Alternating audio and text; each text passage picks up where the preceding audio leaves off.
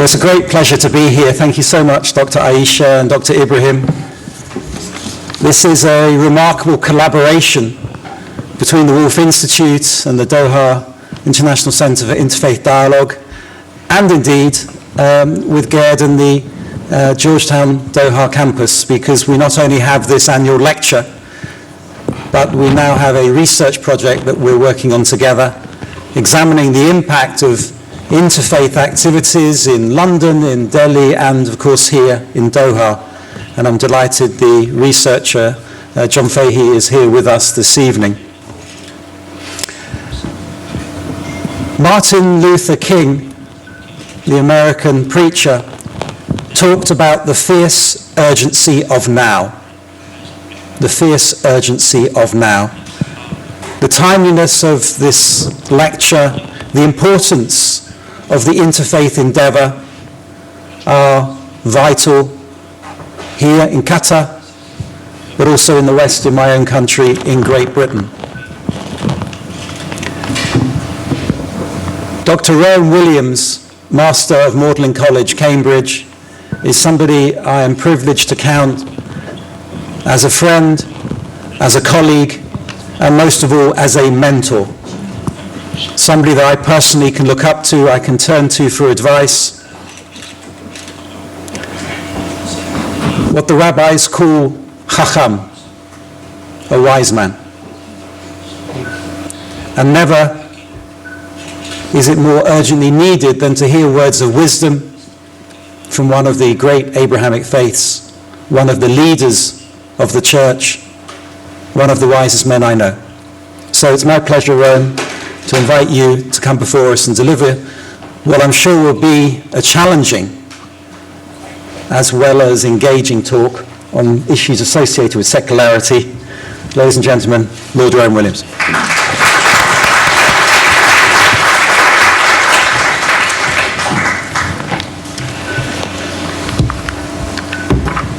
It's my pleasure and honor to greet you in the name of Almighty God, and to say how very privileged and pleased I am to have been invited to speak to you in this wonderful environment today, and to renew friendships here in Qatar.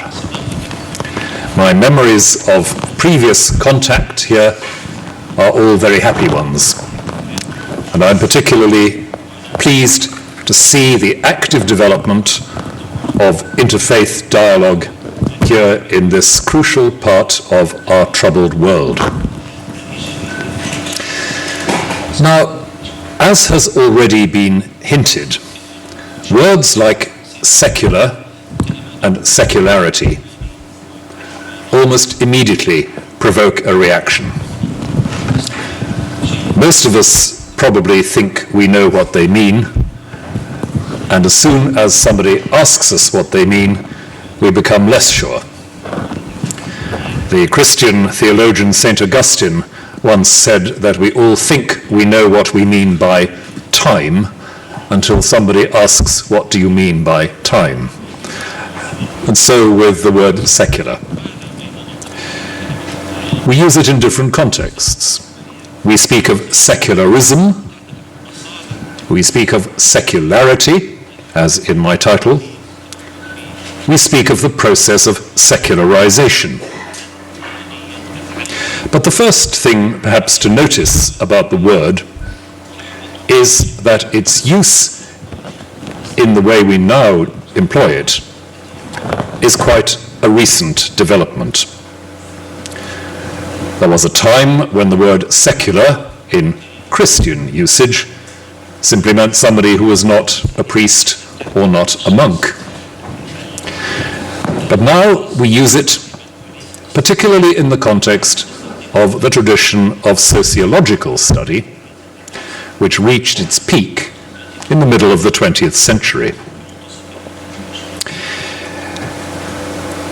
It was in the middle of the last century that sociologists began to define the process that they called secularization.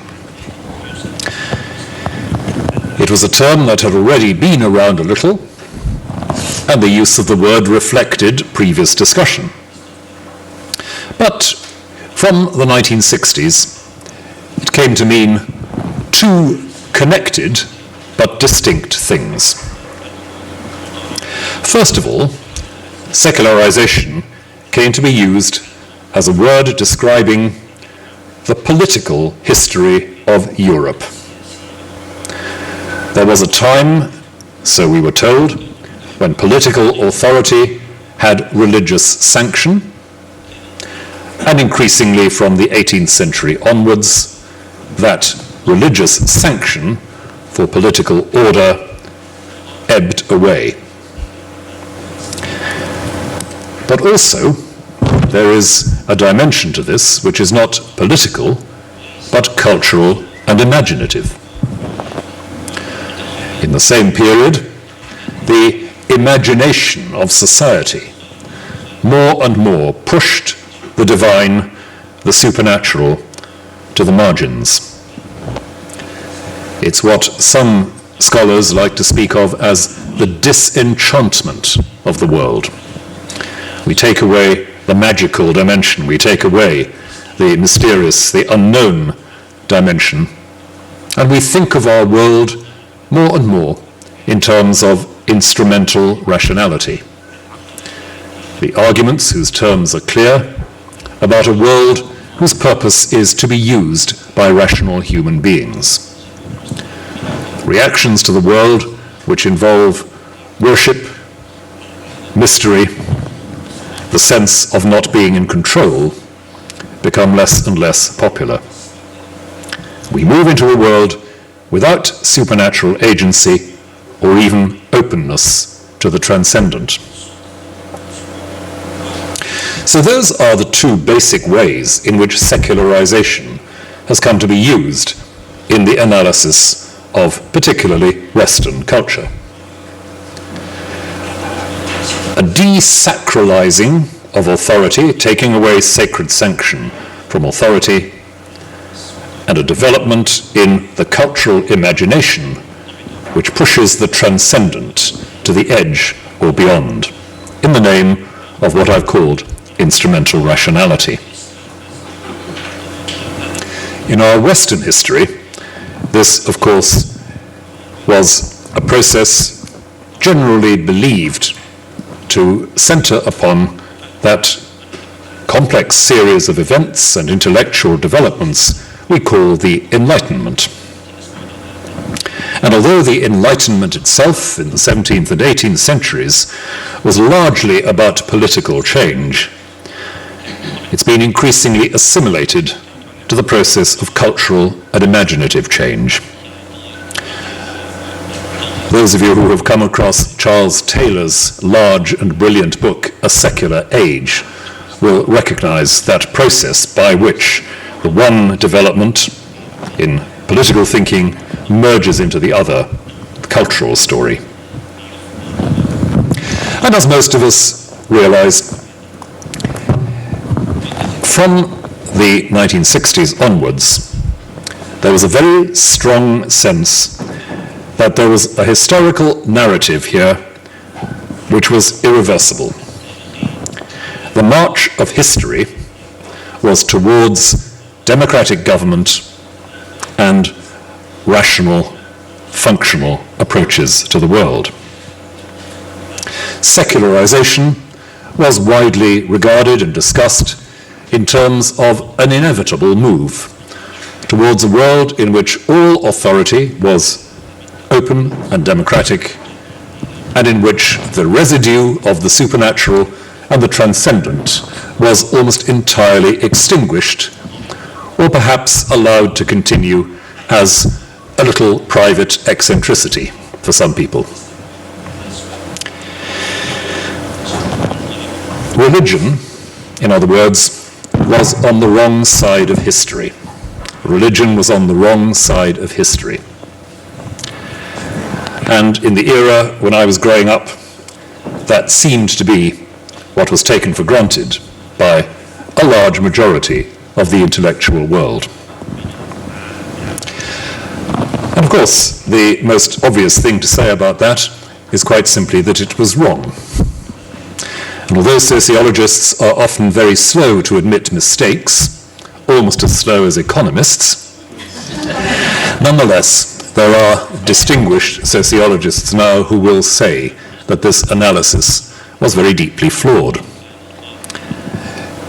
Apart from the fact that history has no sides, which I think is always worth remembering, it's an obvious descriptive error, reflecting a very narrow cultural perspective. The perspective not only of Western Europe and North America, but the perspective of a very particular segment of the intellectual class of Western Europe and North America.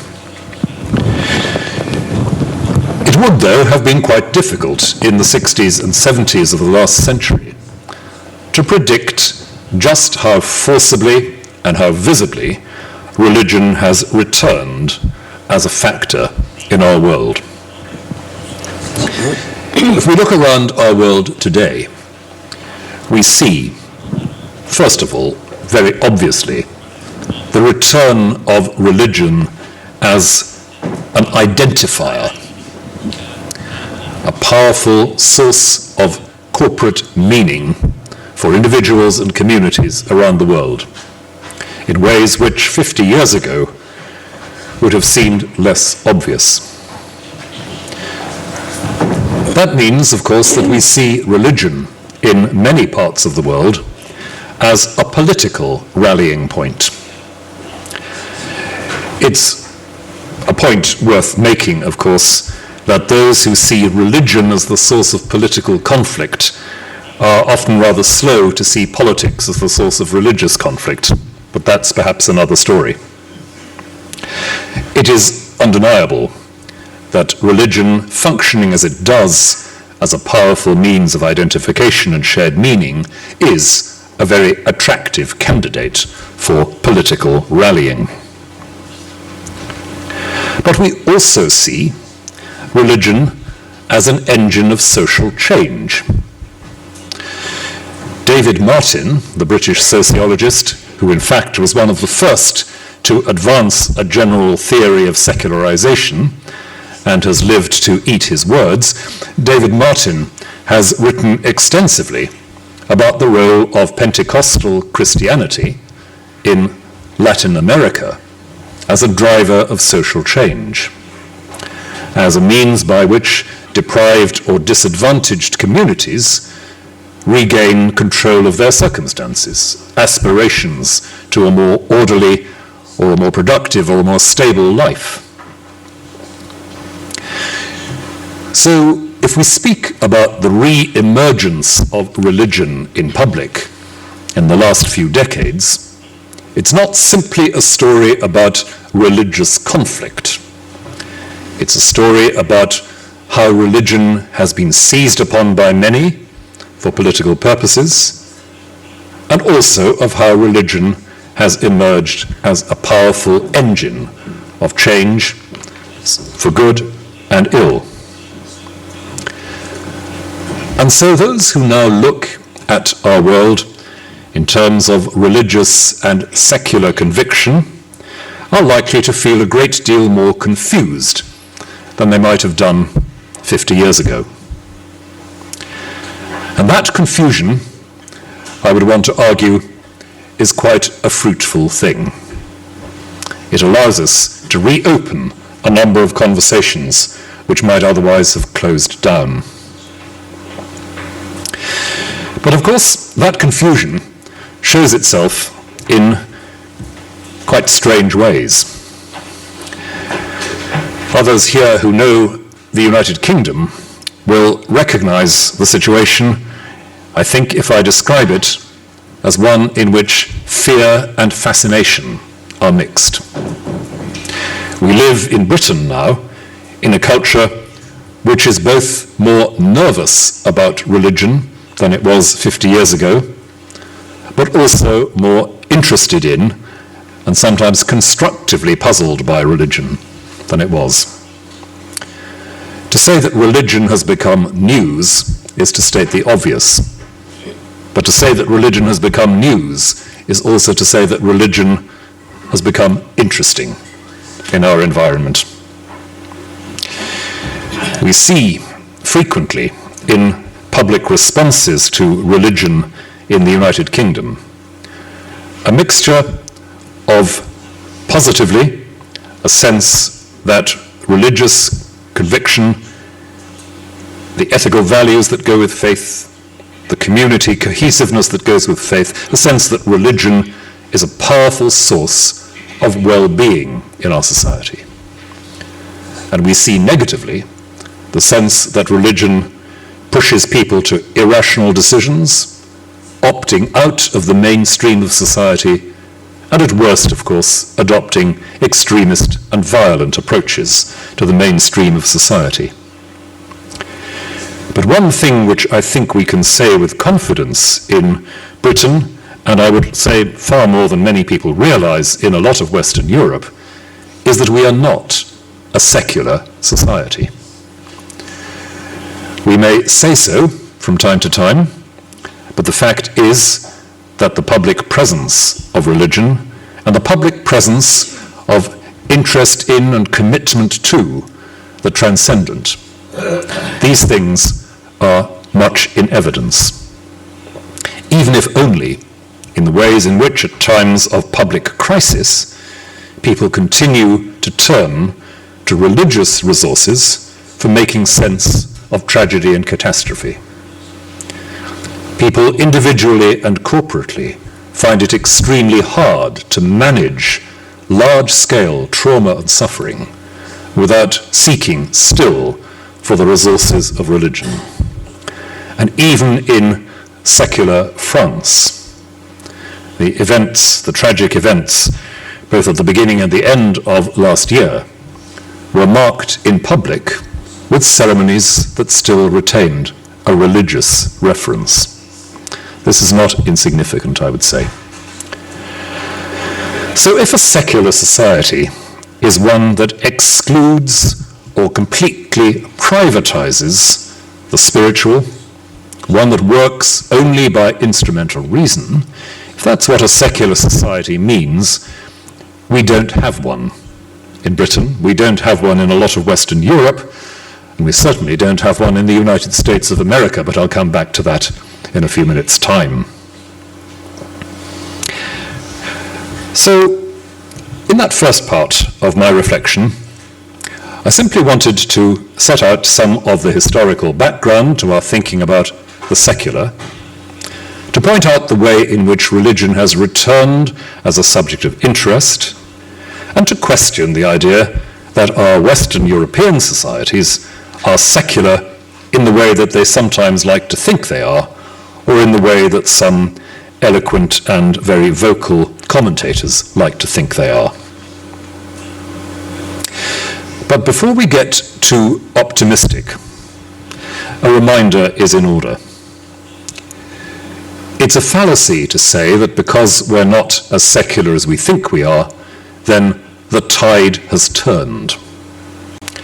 Because just as history has no sides, I would say history has no tides. History moves forward. And there are questions which, once they have been expressed, can't be forgotten.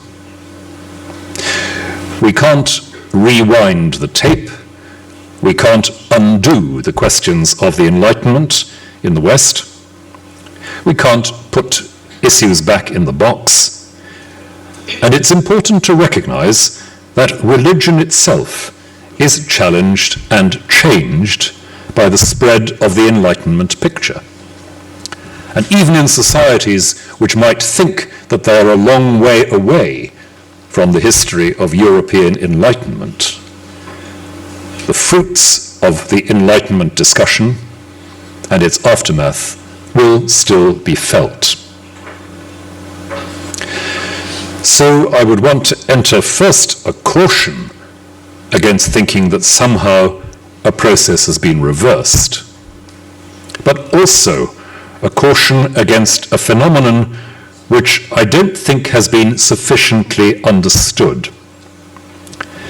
And that is the phenomenon of conservative religious groups in the present world claiming to be traditional, claiming to represent an unchanged history, while in fact buying into the story of modernity, using the tools of modernity, and in fact creating a deeply untraditional form of faith. There are groups which seek to deny the Enlightenment questioning of faith and the agenda that comes from that era. And yet they will do it in ways that are dictated by that Enlightenment agenda. They will look for highly functional, instrumental ways of understanding the world.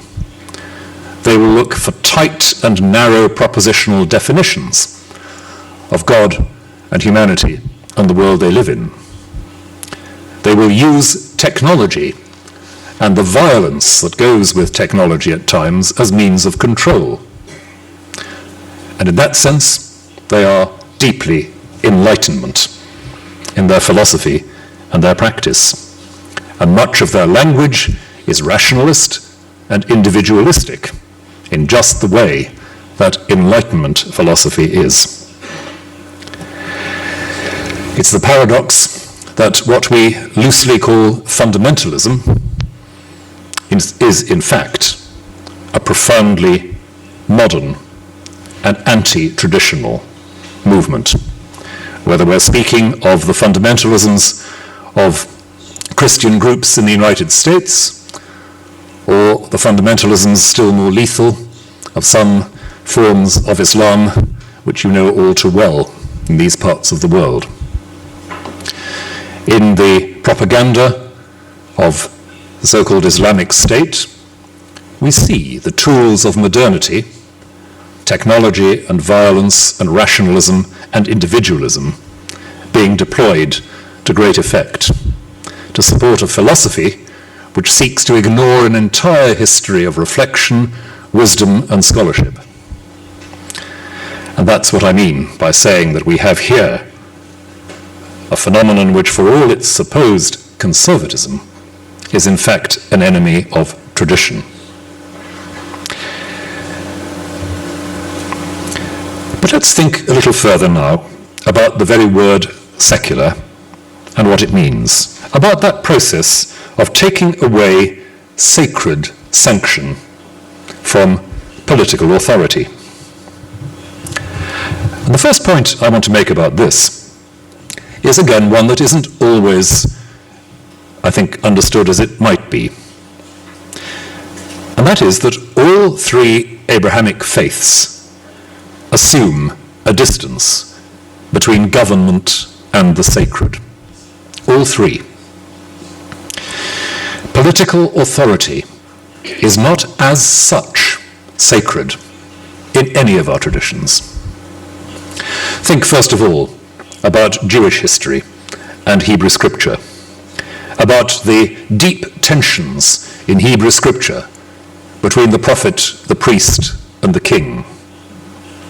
The depth and seriousness of the critical dimension that exists in Hebrew scripture, allowing the prophet to challenge the monarch.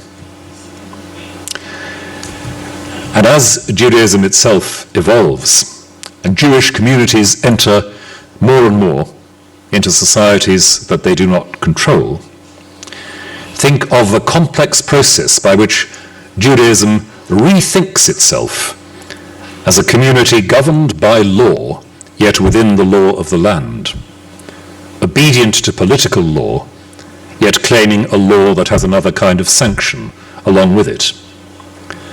Not always an easy or straightforward relationship, but a long history, a history of many thousands of years in which a distance has been placed between political authority and the sacred, where even an authority agreed to be, in some sense, answerable to God, the monarchy in Hebrew scripture, is still open to critique from the prophetic. In Christianity, the tensions between church and state go back a very long way. Christianity began as a minority faith deeply critical of and distanced from a Roman Empire which believed that its authority was holy, which regarded the monarch as literally divine. When early Christians went to their death as martyrs, they did so because they refused to accept that the emperor was a god. And even when Christianity became a legal religion, when Christianity became the religion of the empire, there were still thinkers like St. Augustine, whom I quoted earlier, who insisted with great fervor on the difference between belonging in the community of faith and belonging in the city of this world. Of course, we belonged to both, and yet the love, the devotion which constituted our identity within the one could not be reduced to the other. The community of believers was held together by the common love of God. The community of the political state was held together frequently, as St. Augustine says, by the common fear of the stranger. The tension between these two could not be overridden or denied. And although in the Western Middle Ages that often boiled down to a conflict between two institutions, the papacy and the empire, there runs through Christian history that deep critical distance from any claim to sacredness in political authority. In the Islamic world, we see something of the same tension developing.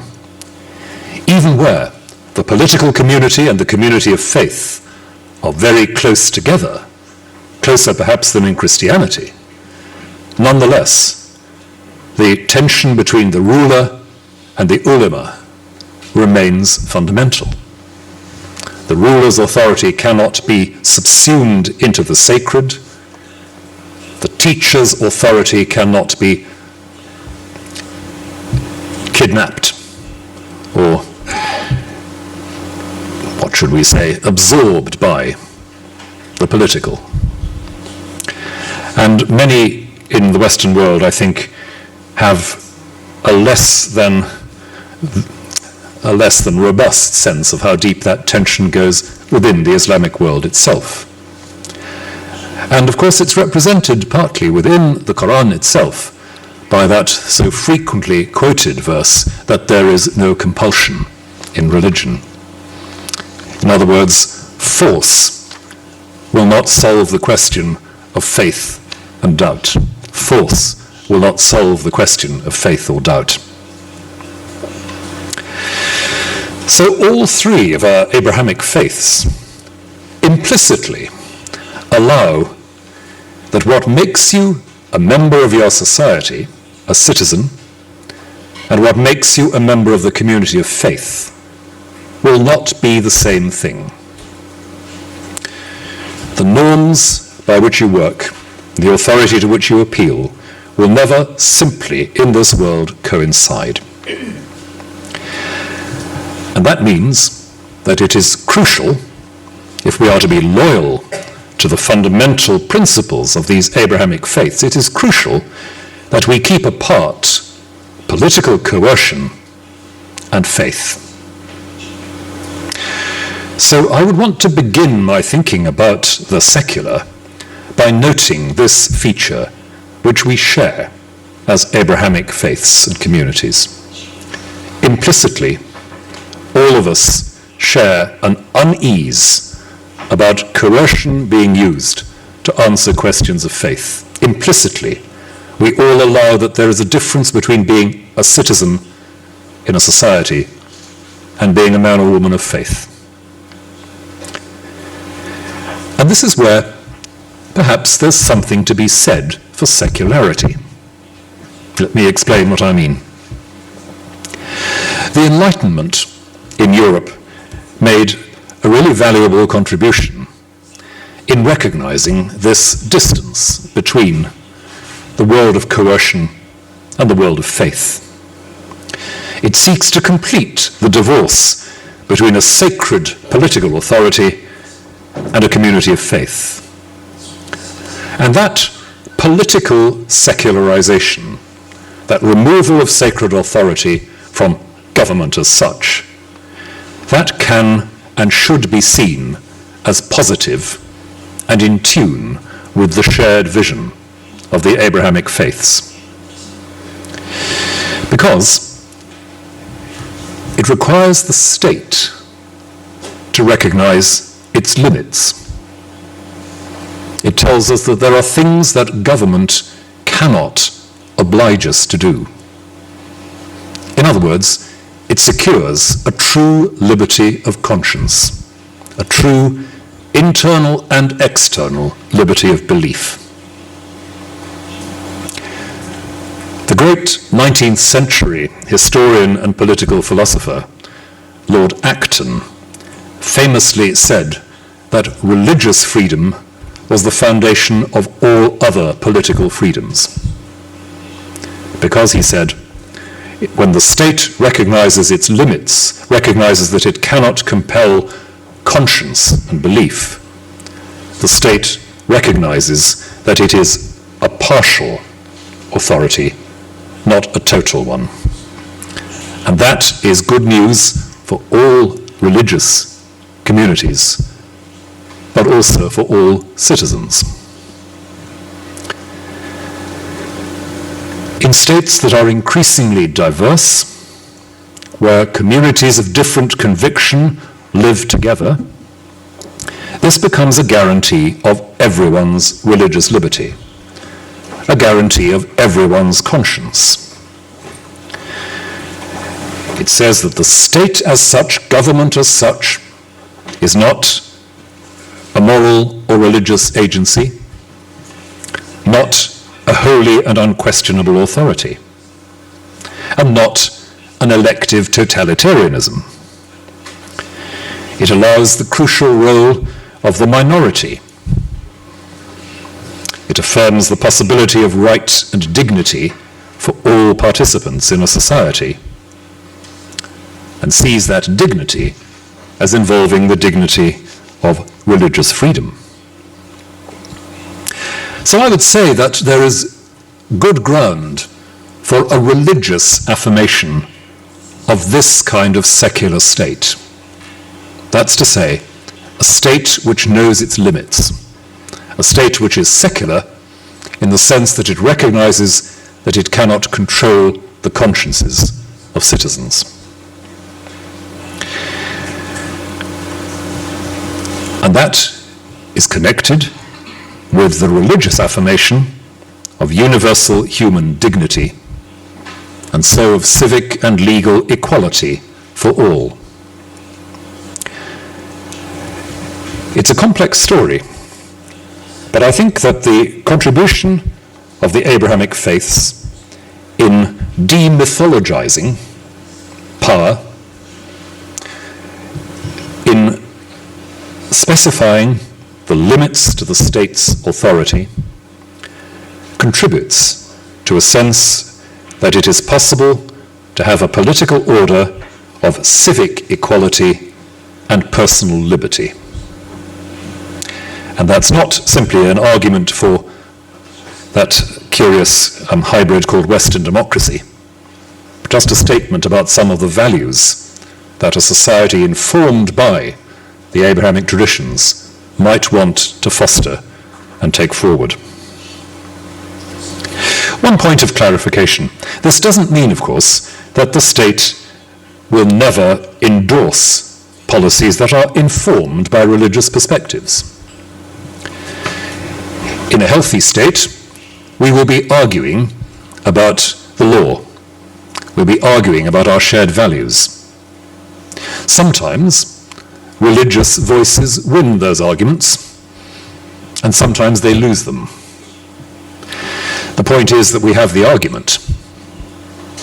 And I'm thinking here of the way in which, for example, in Britain in recent years, we have been engaged in quite strong and vocal argument about whether it's possible for doctors to advance the death of a terminally ill patient with their consent. Most religious bodies in the United Kingdom are strongly opposed to making this legal. Up to now, we have kept on the winning side of this argument. I don't know if we shall for very much longer, but it is to me a good instance of how religious communities, often working together, have been able to find arguments that still persuade most of our lawmakers. But we have to have the argument. Equally, it's possible, I think, for a state to say, we recognize a particular public role for this or that religious community or tradition as part of who we are. But we don't disadvantage or discriminate against those of other traditions. So, for instance, I believe it's still the case that the Constitution of Romania declares that Romania is historically an Orthodox Christian country. But there is no discrimination against religious minorities as such. Famously, the original Constitution of Pakistan made a similar point. This is a country of Islamic tradition and conviction in which there is civic dignity and equality guaranteed for all. Not always very evident in some of Pakistan's recent history, and yet a massively important moment, and I still want to pay tribute to Muhammad Ali Jinnah for the vision which he brought to the foundation of that troubled state. So, if we speak about the secular state, it doesn't mean that the state never endorses religiously grounded ethical positions. It doesn't even mean that the state has to keep total distance from the religious tradition and convention of its society. That might be highly artificial. A national constitution in Romania or Pakistan which ignored the fact that the majority of the population were Orthodox Christians or Muslims would be rather strange. But the point is the recognition of access to law and equal dignity for all. Within the frame of agreed civic equality, there are arguments we can have, arguments that we may sometimes win and sometimes lose. But at the basis of them all, the two convictions that the state has limits to what it can impose, and that a religious community has to win arguments in the public sphere. So, just to add a note to that, when certain enactments are passed that are problematic for religious communities, it's important that the rights of conscience be preserved. When in the United Kingdom abortion was first legalized in the late 1960s, there was a clause in the legislation which allowed people to opt out for religious reasons. If it ever becomes the case that physician-assisted dying becomes legal in Britain, and I hope that doesn't happen soon, there will need to be some very careful thinking about the rights of conscience and the rights of dissent built into that, as part of the recognition that minorities matter and that the state's decision does not fall from heaven. Now, there are varieties of secular state in the world, as we know. We have secular states, nominally, in India and in the United States of America. That is, states which declare very publicly and constitutionally that they as a state have no religious allegiance, and yet assume that religious communities will be an active, visible presence within civil society. That's one model of the secular, and I think it corresponds quite well to my vision of the secular as a state which accepts its limits. We have In a rather different mode, in France, a secular state which is more hostile to the presence in civil society of religious voices, where public neutrality comes close to public hostility towards expressions of religion. And the implication there is that religion is simply a matter of purely private, conscientious conviction. That liberty is preserved, but the expression of it is limited. We have in the United Kingdom, ironically, almost the reverse position, where constitutionally, publicly and ceremonially, we appear still to be a Christian state, with a monarch who is the head of a church, or the Supreme Court of Appeal, rather, in the church. At the same time, in practice, it is a state as secular as many others, in which the liberties and dignities of various communities have to be negotiated and accepted as part of civil society. So there are quite a number of ways in which the principles I've been discussing can be and are fleshed out. On the other side, of course, we see a number of societies, or would-be societies, if I can call the Islamic State that, various societies where religious minorities are officially or unofficially disadvantaged or persecuted. We have the situation of Muslims in Myanmar. We have the situation of Christians in Malaysia. We have a number of examples that could be brought in here where, whether legally or not, the level of discrimination and disadvantage is very high, and questions need to be asked about how compatible that is with the professed religious conviction of the majority. So it's a highly complex picture if we ask how these principles are to be worked out.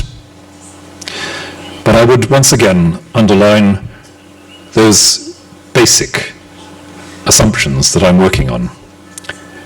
The state has limits, and religious communities must be ready to engage and be allowed to engage publicly and constructively with issues of policy and the life of civil society.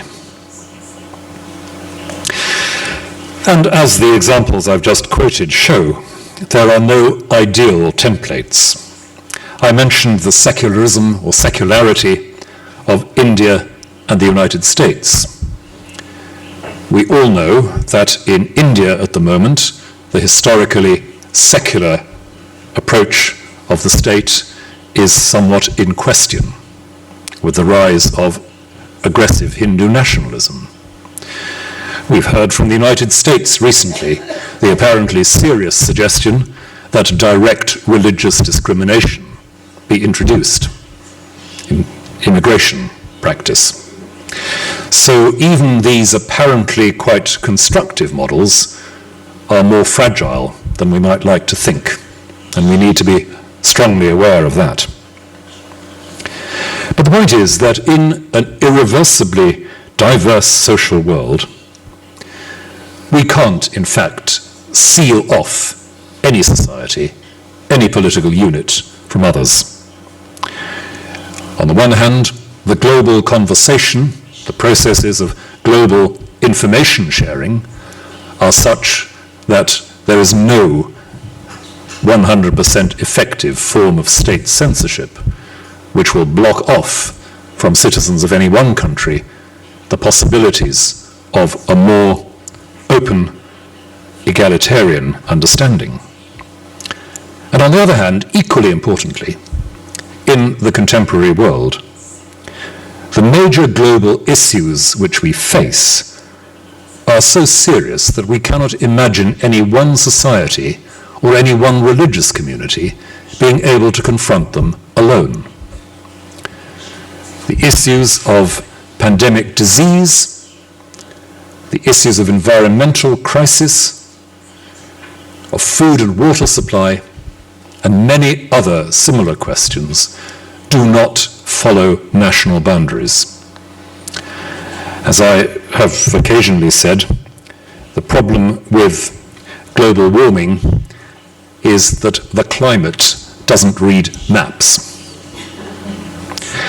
So the issues we face are issues where we urgently need one another.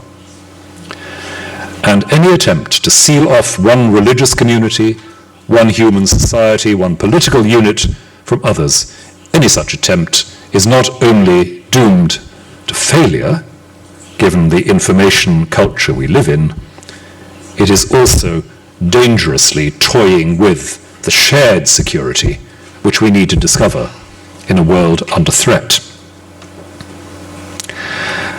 And I would like to think that a religious affirmation of and support for the ideal of the limited state where strong public argument is possible is one of the ways in which we can help our societies together identify the problems that we share and face together.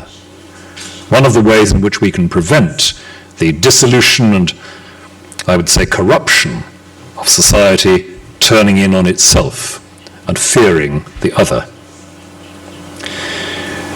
The kind of political and religious model I've been talking about, I think, gives maximum flexibility for governments to define common international aims and the maximal possibility for religious communities to make distinctive, non-coercive contributions to enrich these political aims and to insist on the openness of society to the perspectives of faith.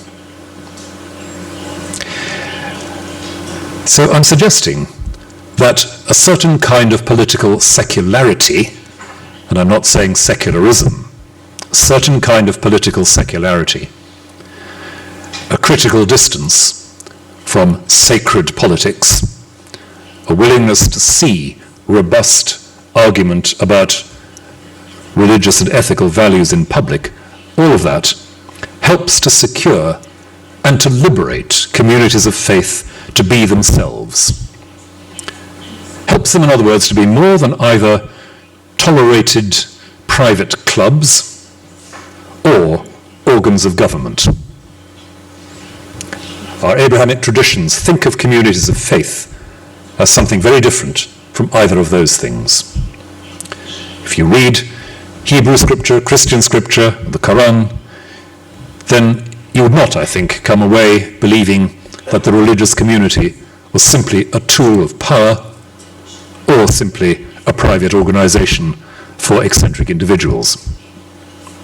All our traditions make a great and ambitious claim that the community of faith manifests what is possible in terms of love and justice for the human race. And precisely because its claims are so ambitious, they cannot be sealed and dealt with once and for all by any one political system, any one state or monarch or whatever. And ultimately, if we are accepting the kind of secularity I've mentioned, and thus allowing our religious communities to be more fully themselves, we are allowing ourselves more resources to push back against secularism,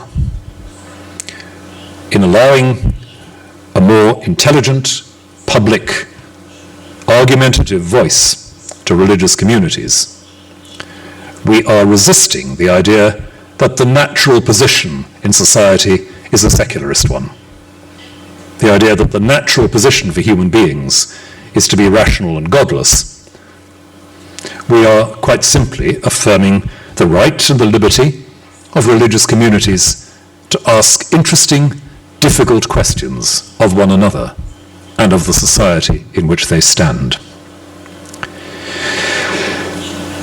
The alternatives, I think, are not very appealing.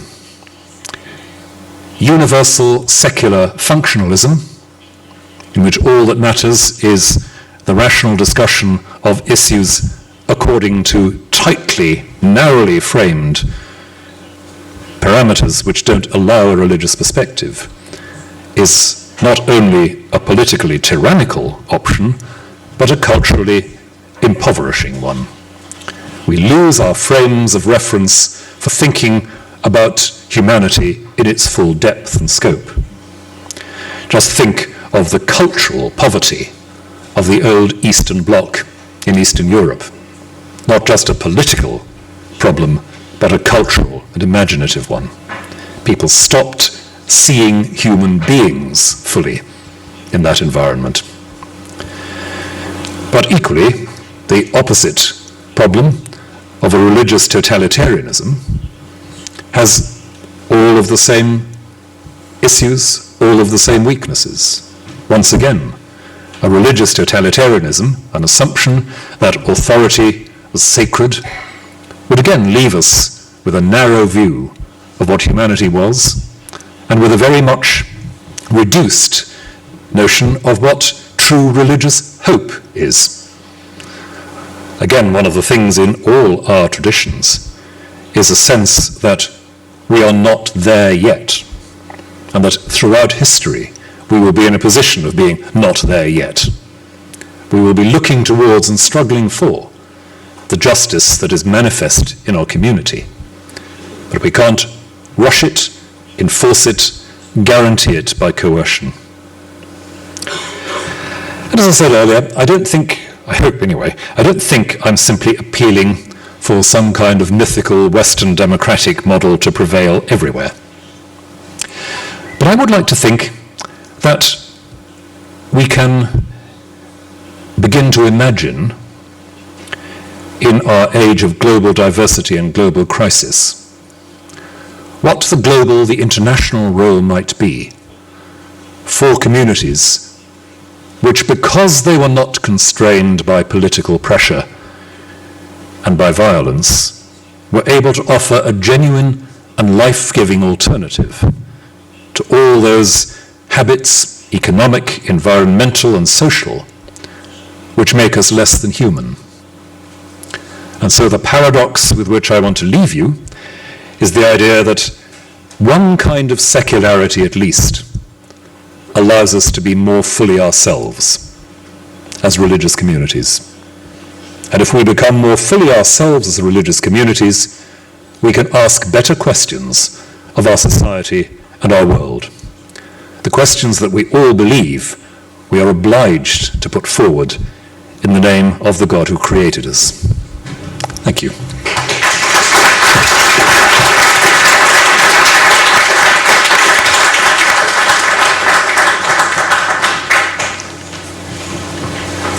شكرا جزيلا.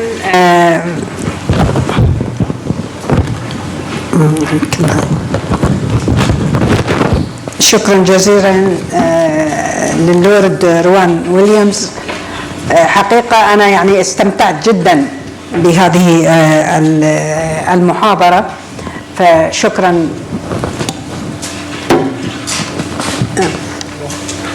نعم، فشكرا لك، وحقيقة يعني سعدنا بذلك. ويعني أنا فهمت من خلال هذا الكلام الذي تحدث به اللورد.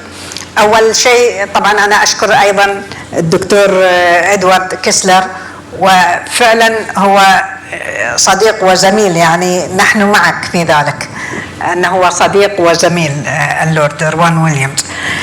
فهمت من خلال ما تحدث به عدة أمور. الأمر الأول أن هناك قيم وفضائل مشتركة ما بين الأديان الثلاثة، اليهودية والمسيحية والإسلام، ونحن نتفق أيضا معه في ذلك.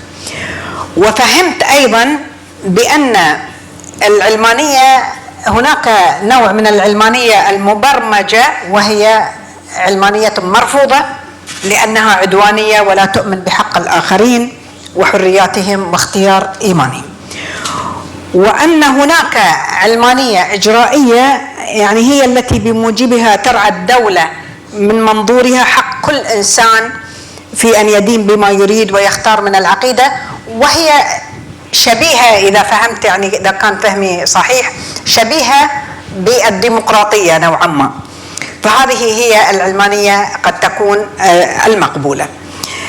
الأمر الآخر الذي أريد أن أتحدث فيه أو أطرحه وأضيفه، أن بالنسبة دعني أتحدث عن مثلا الديانة الإسلامية.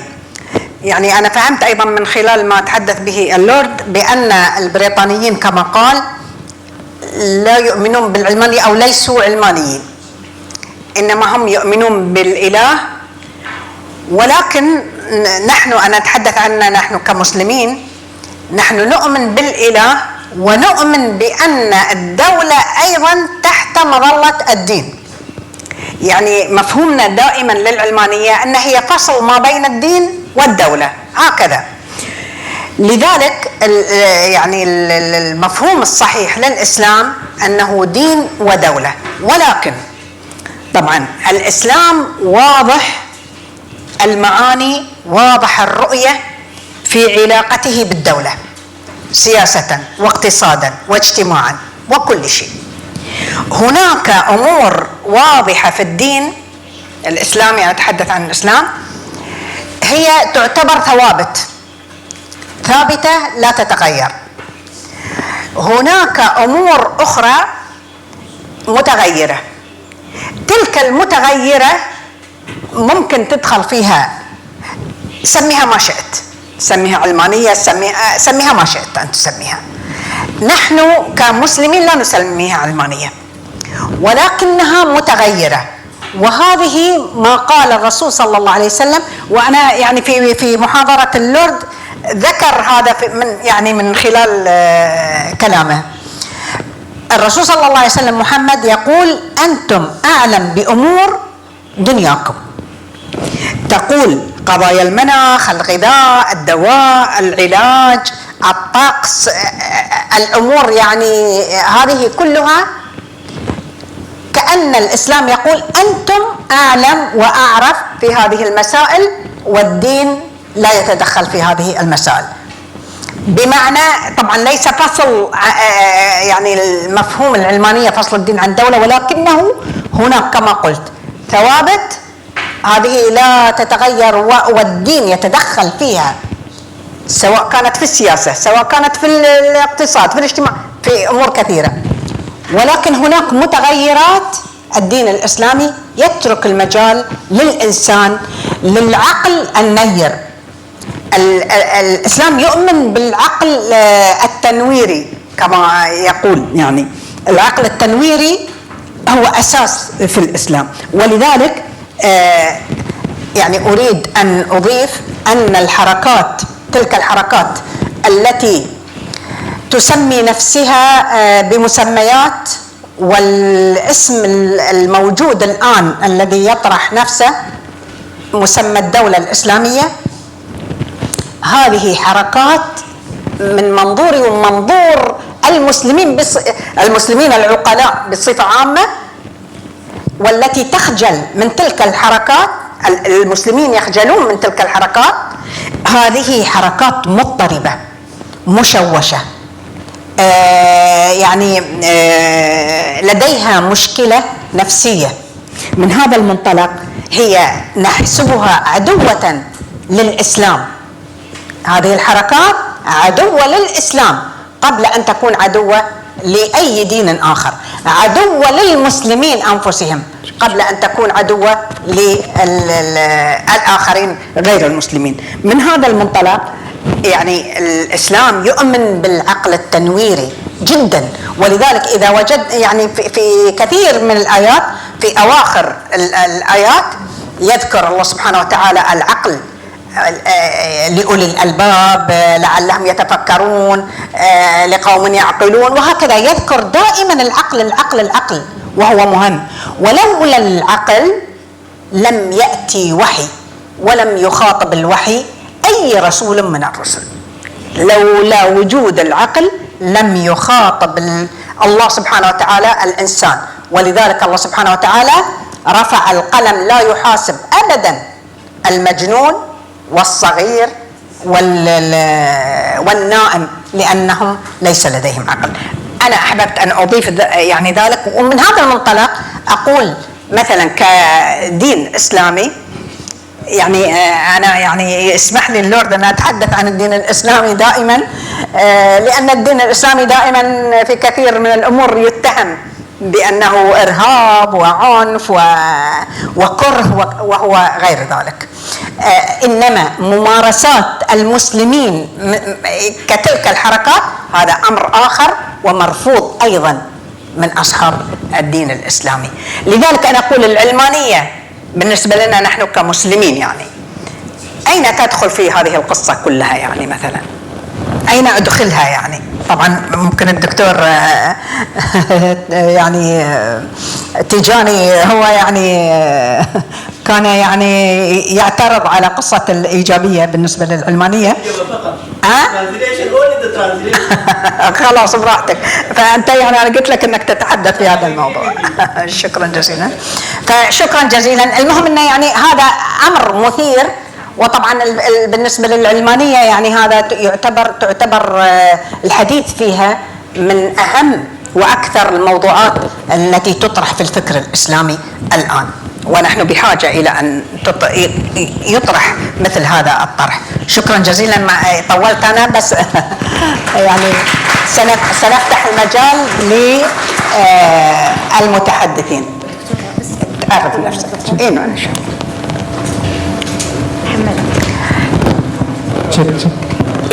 كل منا يعرف بنفسه ويطرح السؤال واللورد سيجيب على طول مباشرة. نعم يعني بس نحتاج إلى السرعة قليلا لو سمحت. Good evening. Assalamu alaikum, Lord Williams. I'm going to speak in English. First, as a British Muslim, I'd like to thank you very much about your statements and attitude, which was regarded very fair towards the Muslim community in the UK, and I think many people know about it. About today's subject, I believe things are more confusing than ever. We see an era that is possibly called post-secularism. Some might call it commercialism or consumerism of secularism and religion, to the limit that we see a head of church saying he still doubts God, while a head of secular state wages a crusade under the lordship. Lord told me to invade Iraq, someone said, our prime minister. So things are, I don't think, we see changes of places, that a head of church doubting God, while a head of secular state or somebody who doesn't say he's religious wages a genocidal war against a lot of civilians. Not far as well, the bombing against Syrian was regarded holy by a church of Russia. So things are very confusing, but the point I want to ask you, don't you agree that it's very bad, of course, when we talk, we have to analyze clearly and carefully the issues of extremism and terrorism. Until the day nobody dared to put the term terrorism, what is it? And nobody wants to for many reasons. Do you agree about it? Mm-hmm. Now the question is, don't you agree that state terror is much worse and more dangerous than the isolated group terror? In the East we believe terrorists are isolated out of society, outlawed minority, if not imported minority. Iraq and Syria never knew these groups until creative chaos was imported to the civilized countries.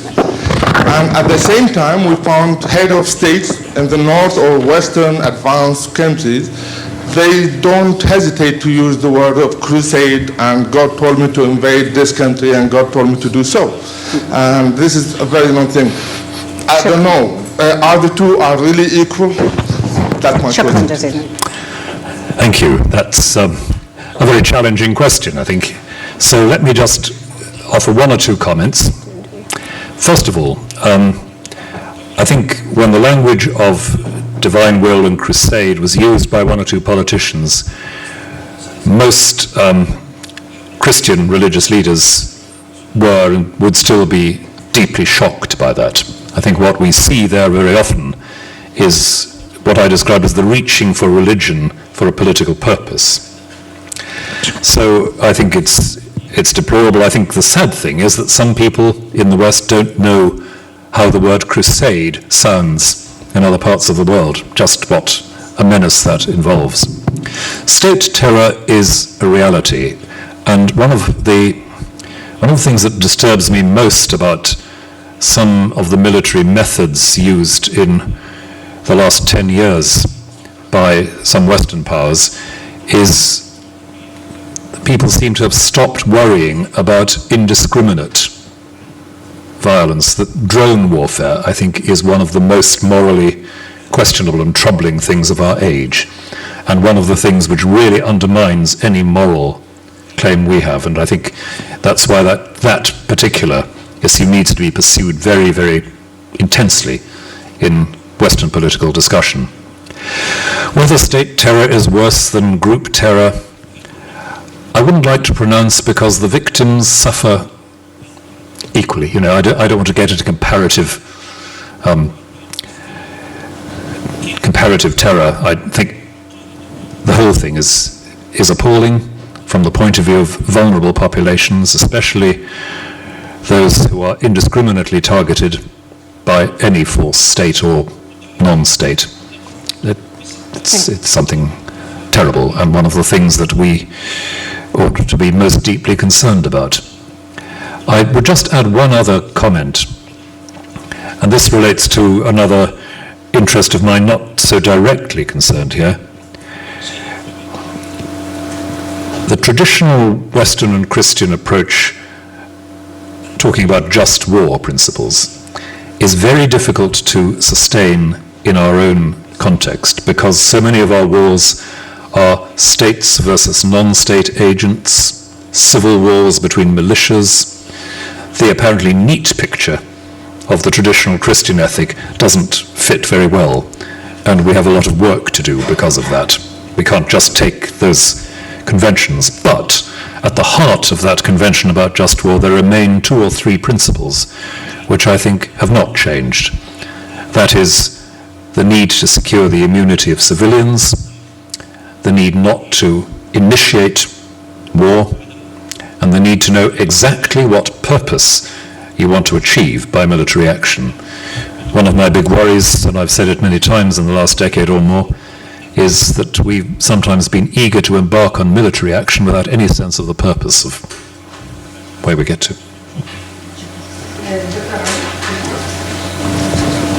بس احنا هنختصر لو سمحتوا كرمتوا نختصر الأسئلة تفضل. شكرا. نشكر اللورد على هذه المحاضرة القيمة.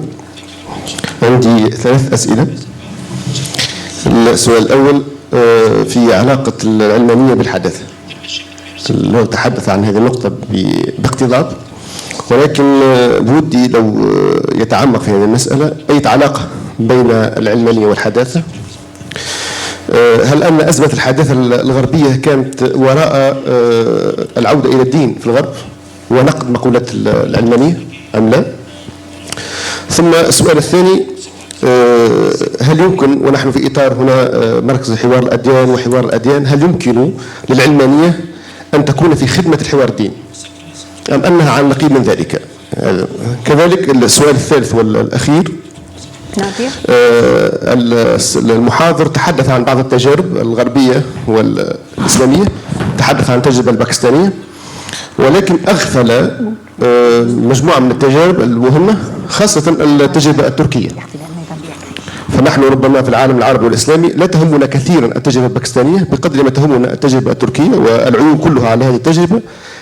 فما رأيكم أو موقفكم من العلمانية والتركية أو التجربة التركية في العلمانية؟ وشكرا.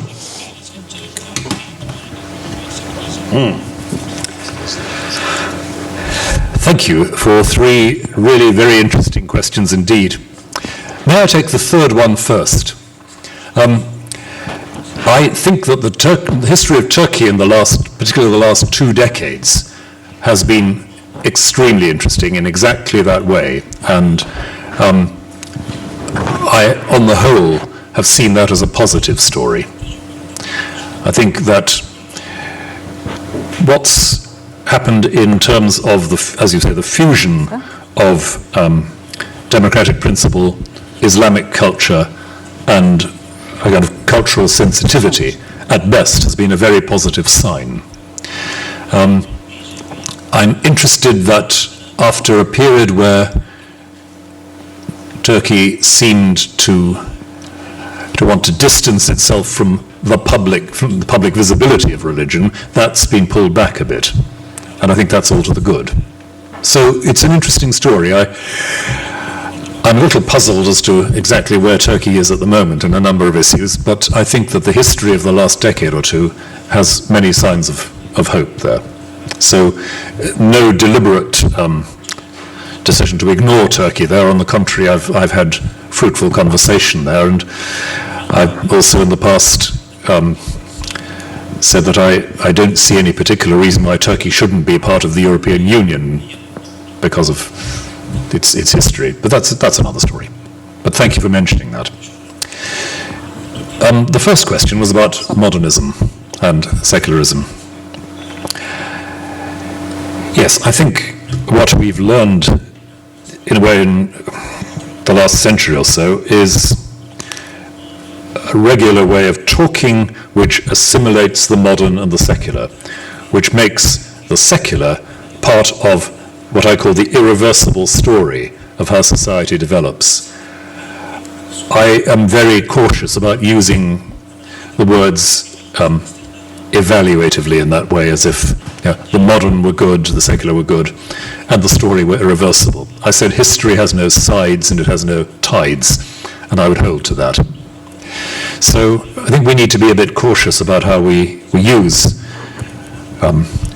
modernism or modernity, but one of the points I was seeking to make was the irony that groups which present themselves as fighting against the modern world are in fact deeply modern in many of their cultural assumptions.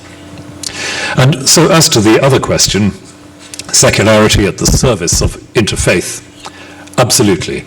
I think that the sense that we can, at least in some contexts, inhabit a space that none of us controls, where religious communities come together without contesting power, that's good. And the right kind of secular environment can, I think, help with that. And that's part of the vision I would want to argue for here. Thank you. دكتور خالد تفضل.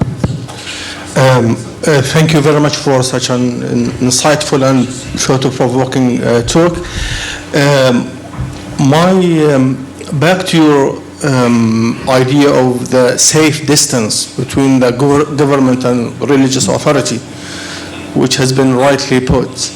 And I think most of the maybe human conflicts, historically speaking, were in or over this distance between an authority that relies on metaphysical references or a mundane authority.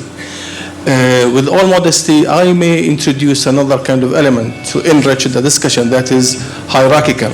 Not only to have this distance at the very horizontal level between religious and political authorities, but I think one great achievement in the secular age is to have this hierarchical kind of dimension. That is, you have the government, which is partial authority, as you have put it, rightly so, and yet impartial arbitrary as well over other religious groups within the same society. And this couldn't be reached unless you have a clear kind of hierarchy within society where you have the government, the state, is somehow overriding any other authority within society, including religious authorities. Now, the discussion, the debates that you have discussed that have been informing the decisions taken by government, by religious groups, this is part of the healthy discussion, yes, but the danger is if we have them kind of intensified, this gap, this safe distance may be diminished, and then we go back to this, to the government hijacked by religious authority or groups or discourse. And thank you. Thank you. That's a most interesting question, and I think relates directly to many of our concerns and debates in Britain at the moment, but also more widely. So let me try and respond to that. I think that in a society which is not religiously monochrome or uniform, there has to be one level at which the state, as sovereign, as having the monopoly of force, in which the state is supreme. That is, in civil society, the state finally decides. What I'm arguing for is that religious communities engaging with such a state need to go on insisting that the state's sovereignty does not extend to conscience and the right of association and all those other things, that there are such things as what some would call group rights within the state, which the state can't simply override. And I think it comes down to a question of how exactly we see the state, and this is, again, an ongoing discussion for us. You use the word hierarchical, and I think there is a view of sovereignty which effectively says all authority comes from a point above, the hierarchical point, the state's sovereignty. There's another view of the state which in effect says the state is that authority to which all the communities in civil society delegate the responsibility to broker, mediate, and authoritatively resolve problems and tensions. I incline very much to the latter rather than the former. It's a position which has quite a respectable ancestry in British political thought, and elsewhere too. And it's the view which sees the state as the community of communities, not as something which delegates downwards. So the more vigor and independence there is in civil society, the healthier the state, because it limits the notion that the state can simply impose from above. But we are in a position, I think, in many Western societies where the state is tempted constantly to overstep that line. And some issues around religious liberties in the UK and other Western societies just bring this into focus. So I don't think I've got a clear answer, but I recognize that this is a real problem with the model I'm speaking of. On the one hand, it's important that we have some sense of a universal legal framework in which citizens can live and be secure, which the state is there to provide. On the other hand, there's a risk that in securing that universal legal framework, the state seeks to be prescriptive and limiting of the communities and convictions within it. It's between there we have to navigate. Thank you very much, Lord Williams. I subscribe to that interesting group that describes itself as British Muslims, especially of Arab descent. You mentioned in your talk earlier about the importance of having the argument, of being on the table and being able, if you subscribe to the group of faith or to the group of politics, to be able to have that argument. But when you look in modern history, the key debates that we're having, whether they are on the topic of tobacco and alcohol, whether they're on the topic of guns in the States, or whether they are foreign policy, the victor that emerges out of this debate is neither the state nor the faith. It's the group that subscribes to commercialism, subscribes to money and the dollar. Can those who subscribe to faith and those who subscribe to politics work together to defeat the commercial, or is that too unrealistic? Thank you. Thank you very much. I wonder if I might take a couple of extra questions now to make sure we get some more people in. Dr. Farhan. Thank you, sir, for an enlightening discussion. I wanted to bring note to what you had mentioned about the association of the growth and the emergence of secularism with Christianity, particularly post-Enlightenment Christianity in European history. Now, taking that into consideration, and I'm sure you're familiar with Holyoake's work and his principles of secularism, being this worldliness, materialism, individualism, and service. Well, I wanted to get your thoughts, Because you mentioned secularity as almost a neutral third term that's away from the way secularism has manifested itself in Western society.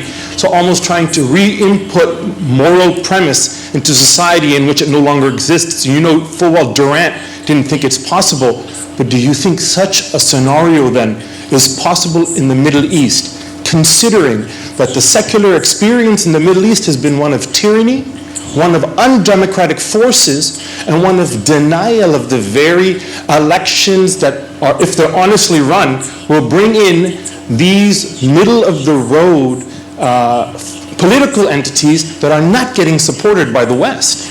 So even some would say the neglect of mentioning Turkey is at best interesting, but at worst it's deliberate, that it's not taking into consideration where real stability lies, which is not in a secularism here in the Middle East, or the way that we manifest it in the West, but in something different that is faith-based. شكرا. يعني هل ممكن نختصر الكلام او السؤال؟ الاخ اللي هناك اللي فوق ان شاء الله جايينك جاي معلش جاي لا تستعجل. Thank you very much, Lord. I just have one question, because I personally do not believe that there is much differences between secularity, the real secularity, and the real Islam. And what brings them together is justice. Justice is the Sharia of Allah, and the oppression is the Sharia of Satan. So the question is that how do you classify the secularity of the state of Israel? هي شريعة الله؟ ها؟ العلمانية هي شريعة الله؟ لا أقول إن ما في فرق بين الإسلام الحقيقي وبين العلمانية الحقيقة التي أؤمن بها. أيوة. عرفنا بنفسك. معك حسن المنصوري. حياك الله. لأن عندما الصحابة غزوا الفرس وغزوا مصر. هم تكلم بالإنجليزي عشان. بس لا تكلم بالإنجليزي طيب. عشان. When the Muslims they opened Persia and Egypt, they opened because these rulers are dictators. The Persian king dictator, and then the Egyptian Roman king is dictator. They didn't attack Abyssinia because the rulers do not oppress people. And 800 years they did not attack Africa. So the question is that how do you classify secularity of the state of Israel? They say that they are democratic and secular, but it's clear in the constitution it says that they are Jewish state. So what do you think about this? Thank you very much. شكرا. الأخت أيوة تفضلي. إن شاء الله جايينك دكتور. لا الأخت هي اللي وقفت. Good evening, everyone.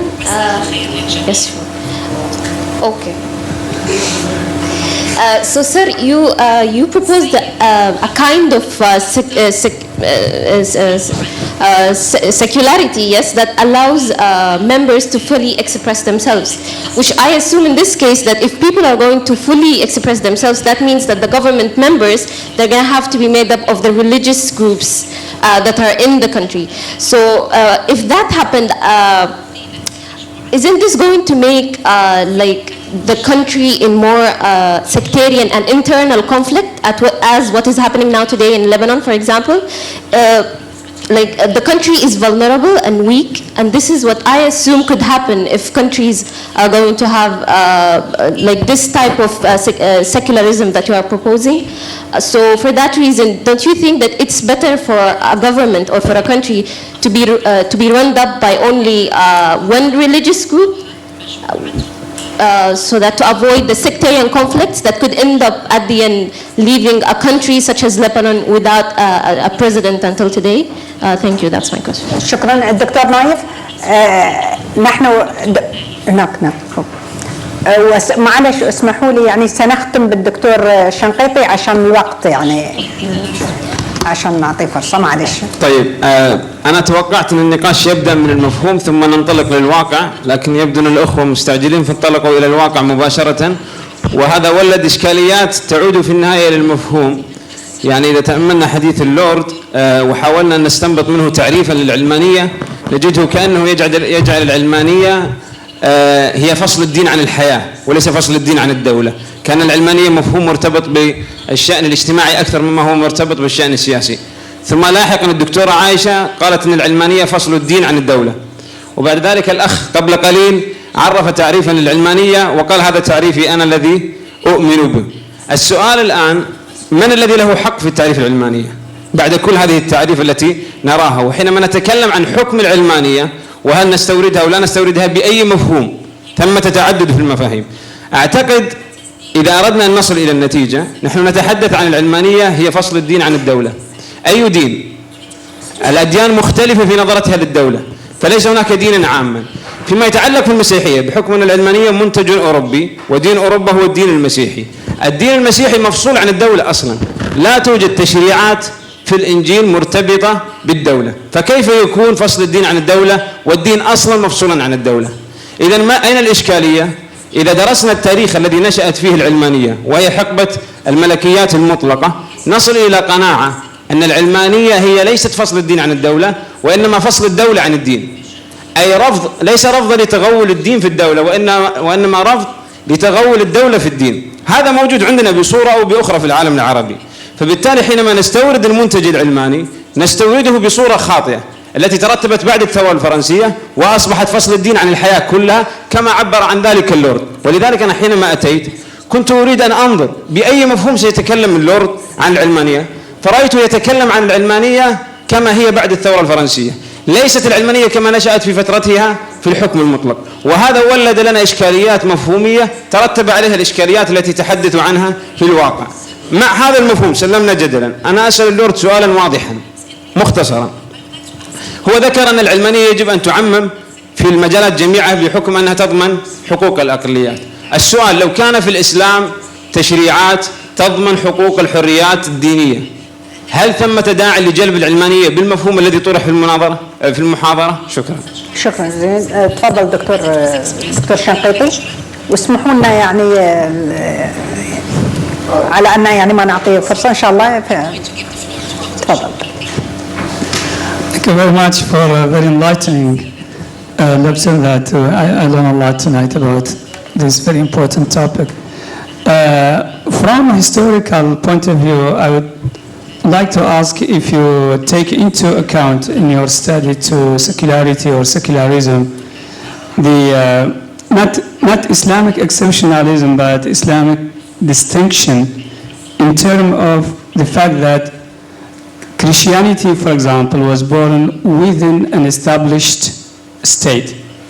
It has to convert an existing state, while Islam was born in a political void, and it has to create its own state. I think this is one of the missing points sometimes in Western studies of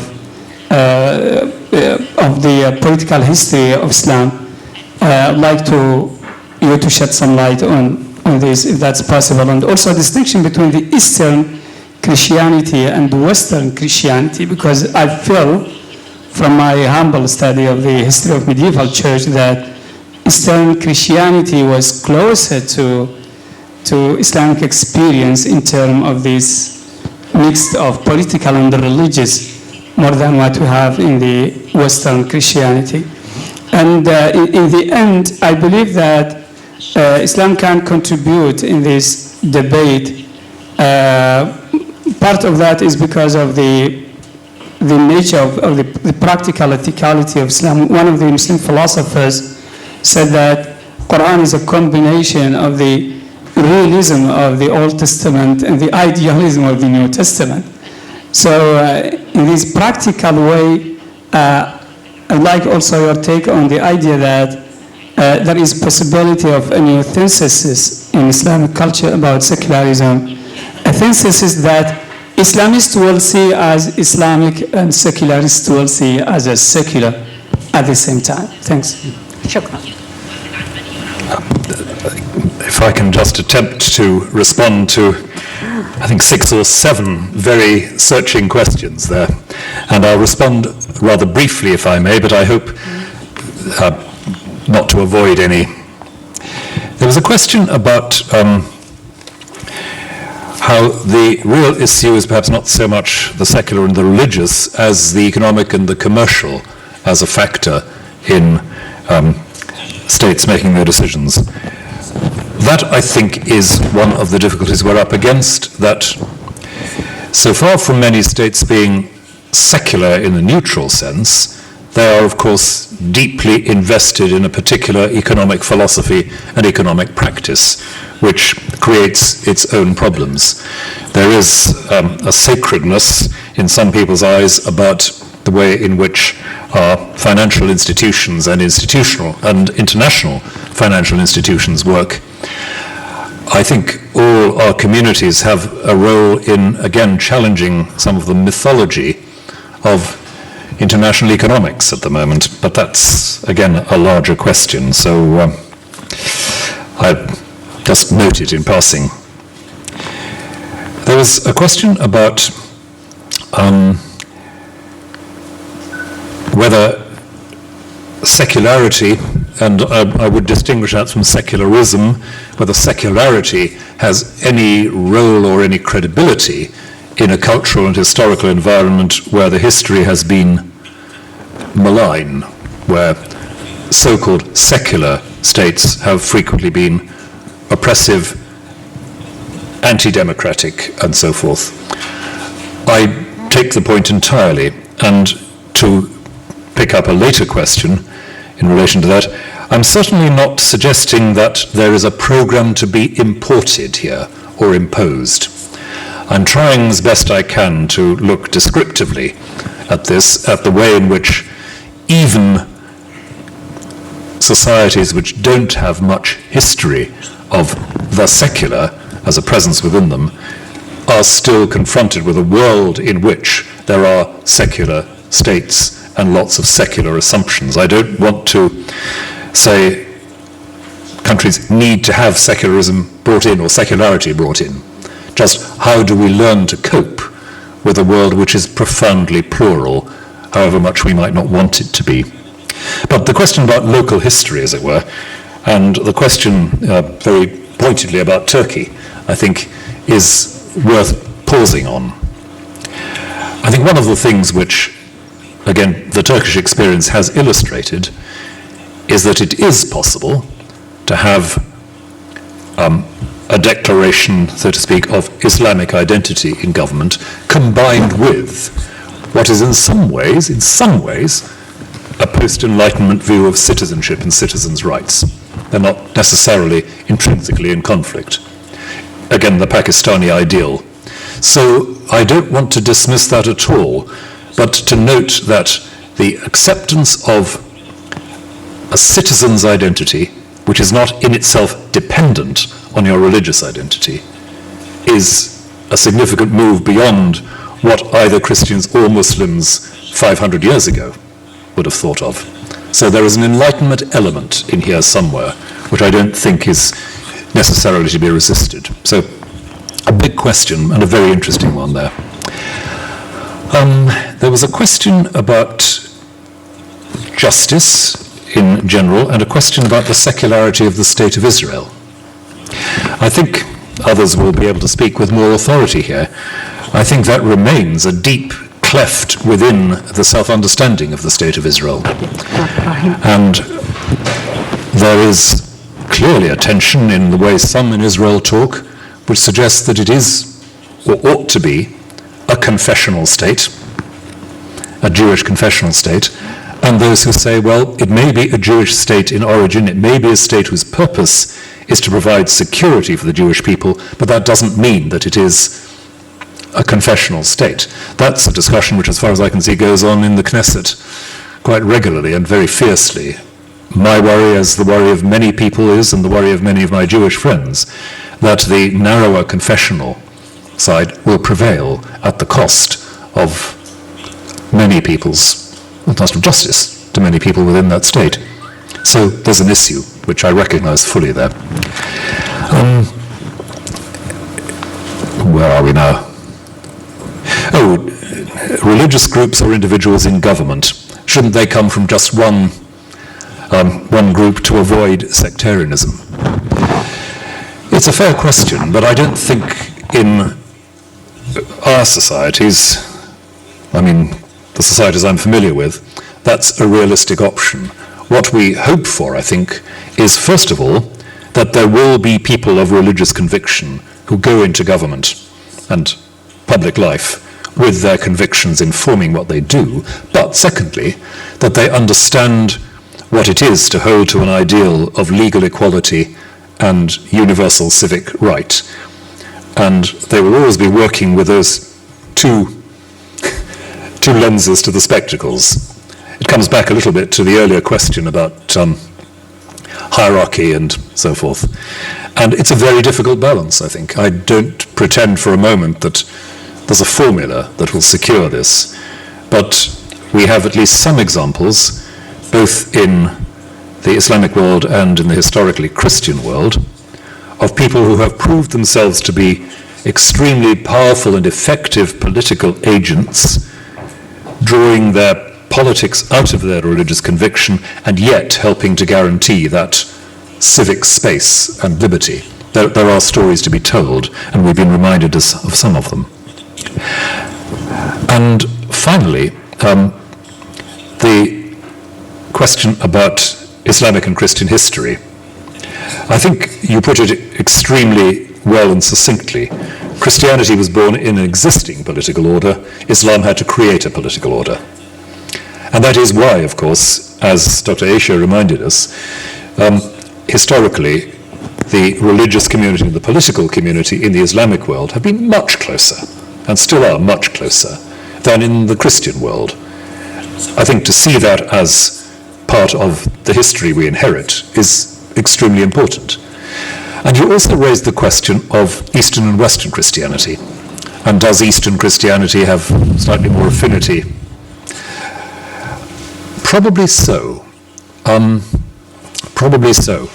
And sometimes, unfortunately, that has meant, as we've seen recently, Eastern Orthodox Christianity, especially in Russia, adopting uncritically the national agenda. In the Middle Ages, in the Byzantine Empire, the word so often used for the relation of church and state was symphonia. The church and the state spoke together, both spoke to each other, and sought to speak together in effective governance. There was certainly the difference between the ruler and the clerical or teaching class, certainly that difference and distance. There was, I think, also the strong sense that even the best emperor would only be a shadow of the justice of God. So yes, there are points of closeness between Eastern Christianity and Islam, and Eastern Christianity as on the whole existed and lived in less diverse and conflicted societies than many Western Christian histories. Yet even in Eastern Christianity, some of these tensions still arise. But I think the point about coming into an existing state and having to create a state, that's a key to seeing where some of the deepest differences lie in practice between us. What I've been trying, I think, to say is, on the one hand, I, as a Christian, have to be very careful not to assume that there is no distance between state and community of faith in Islam, because that's a caricature. On the other hand, I think it's important, looking at the Christian world, not to assume that there's a total schism between public and private, and political and theological. So I'm looking for all of us to try to get inside each other's positions a little further here. Sorry, those are not very good answers, but they're the best I can do at the moment. And I don't know if there are any more questions, but